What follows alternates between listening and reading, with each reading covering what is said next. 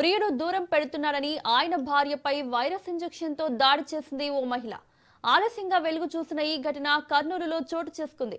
కర్నూలు నగరానికి చెందిన ఓ వైద్యుడు వసుంధర అనే స్థానిక మహిళతో సన్నిహితంగా ఉండేవాడు.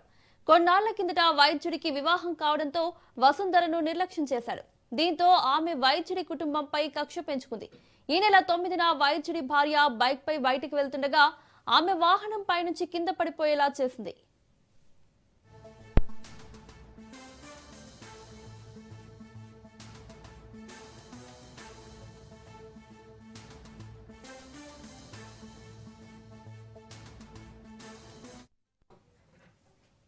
ప్రియుడు దూరం పెడుతున్నాడని ఆయన భార్యపై వైరస్ ఇంజెక్షన్ తో దాడి చేసింది ఓ మహిళ. ఆలస్యంగా వెలుగు చూసిన ఈ ఘటన కర్నూలులో చోటు చేసుకుంది. కర్నూలు నగరానికి చెందిన ఓ వైద్యుడు వసుంధర అనే స్థానిక మహిళతో సన్నిహితంగా ఉండేవాడు. కొన్నాళ్ల కిందట వైద్యుడికి వివాహం కావడంతో వసుంధరను నిర్లక్ష్యం చేశాడు. దీంతో ఆమె వైద్యుడి కుటుంబంపై కక్ష పెంచుకుంది. ఈ నెల 9న వైద్యుడి భార్య బైక్ పై బయటికి వెళ్లగా ఆమె వాహనం పై నుంచి కింద పడిపోయేలా చేసింది.